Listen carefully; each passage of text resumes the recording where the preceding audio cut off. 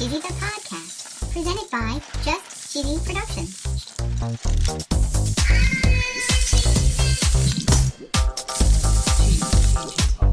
Hi there, I'm your host Fondue. In this week's episode, we're going to talk about 3 more cheeses that we didn't know. Really? We're going to travel to Africa. Ooh. We're going to travel to Georgia. The state of Georgia? Nope, not the state. Oh. And we're going to travel to Palestine. Nice. We're going to talk about a world record mac and cheese. And we're going to tell a very cheesy joke. Yeah, we are. Stay tuned for Season 2, Episode 12 of Just Cheesy, the podcast.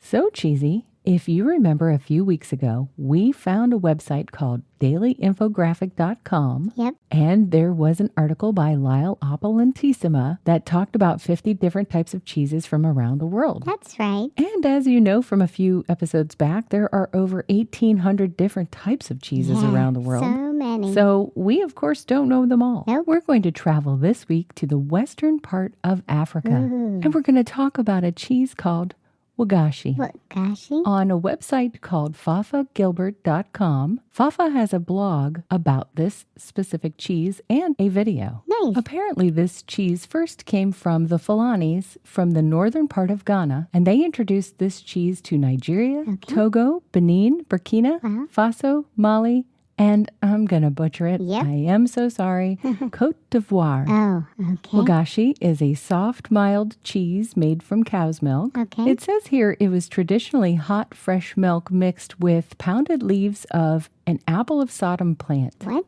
is apple of Sodom? Oh yeah, good question. Apparently the apple of Sodom is the Calotropis procera plant. Oh. It's a flowering plant Okay. native to northern Africa. Okay. Its green fruits contain a toxic, milky sap Toxic. that's extremely bitter, Oh. and I guess it turns into a gluey coating, Gluey. which is resistant to soap. Whoa. And some other common names for the plant are king's crown, Okay. rubber bush, or rubber tree. Okay. In Fafa's recipe, however, she doesn't use the apple of Sodom plant. She uses white vinegar, Oh. whole milk, Okay. salt, Sure. and some vegetable oil for frying. Ooh. And according to the article and the video, it actually reminds her of halloumi. Oh, halloumi. And it sounds and looks absolutely wonderful. Yum. And next up, we go to Georgia, the country, The country. on a website called Food Perestroika, Adventures in Eastern Bloc Cuisine. Ooh. In this article, they talk about a cheese called Sulguni. It's Okay. very similar to mozzarella. Oh. And they make it with a technique called pasta filata, Yeah. which is one that we learned a while back. And pasta filata means spun paste. That's right. It's stretched and pulled and kneaded in hot water, which gives it a fibrous structure. Okay. The milk for this cheese can come from cows, buffalo, or goats. Nice. According to Wikipedia, this is a brined cheese. It has a sour, moderately salty flavor, a dimpled texture, Dimpled. and elastic consistency. And because it is salty and sour, they sometimes call it pickled cheese. Pickled cheese. Some people put the cheese in a smoker, others deep fry it. Ooh. And this actually helps with the odor. Ew. They call it a quick cheese because it matures in just 1 or 2 days. Sure. Nabulsi is made in Palestine, and it's produced primarily from sheep's milk, but Nice. it can be made with goat's milk as well. Okay. It's typically white and rectangular in shape. It's semi-hard. It has no gas holes, Gas hole. and it becomes soft and elastic when heated. Ooh. According to Give Cheese a Chance on YouTube, Aw. this cheese is a brined cheese. Okay. And Marianne explains how it's stored and served in this video. Okay. It has 2 spices the Canadians in the U.S. don't really know, called maleb and mastika. Okay. It looks like sometimes this cheese is grouped with things like halloumi Ooh. because it is boiled and it does not melt. Sometimes it's eaten hot or grilled. Ooh, yummy. It's frequently used in a Palestinian dessert called knafe. This dish looks so yummy. Yum. It's made with spun pastry that I'm not going to pronounce.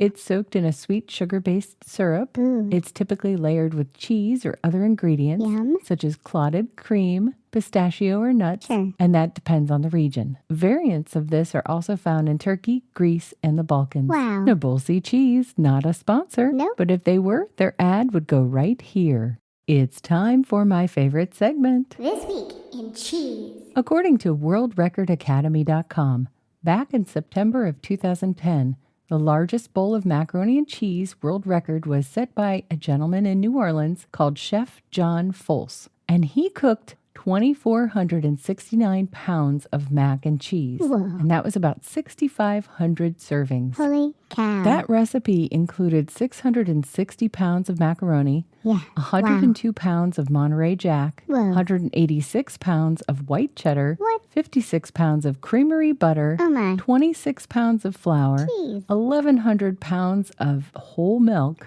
61 pounds of dry seasoning, Oh, what? and then salt, cayenne, and garlic. Whoa. The world record mac and cheese doubled as a charity event to fund Habitat for Humanity, with all of the proceeds going toward that organization. Nice. But this record has been beaten, What? and almost by double. What? According to HJnews.com, this record-breaking mac and cheese weighed in at 4,742 pounds. Jeez. Almost 2,500 pounds more than the original 2010 record-breaking mac and cheese. Holy cow. The new record belongs to Schreiber Foods, their factory in Logan, Idaho. Schreiber Food sounds familiar. Well, Schreiber Foods should sound familiar to everybody. We talked about the great cream cheese shortage of 2021 Oh, yeah. in episodes 4 and 6 of Season 1. Yeah, we did. According to National Cybersecurity News.today, Schreiber Foods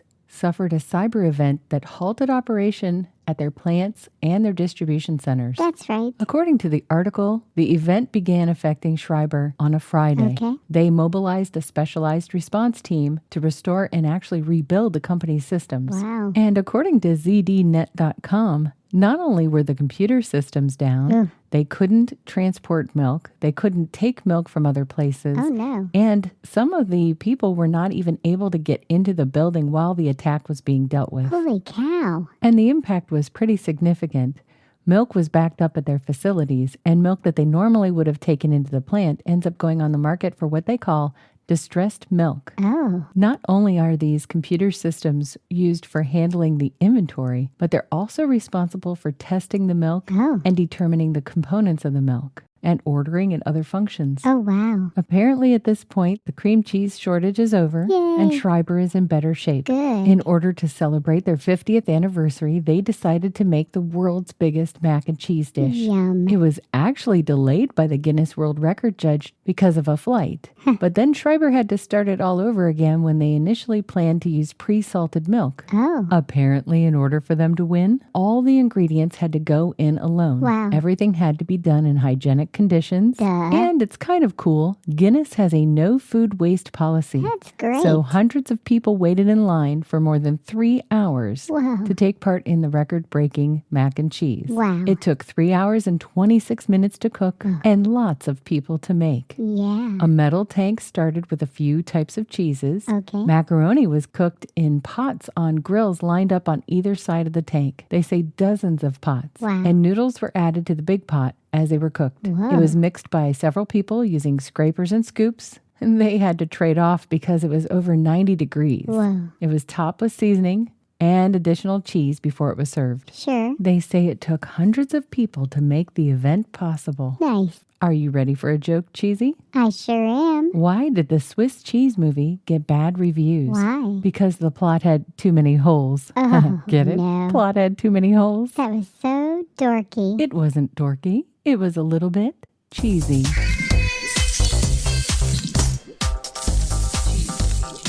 Thanks for listening to Just Cheesy, the podcast. Thank you. We appreciate all of you cheese balls out there from around the world. Stay cheesy, everybody.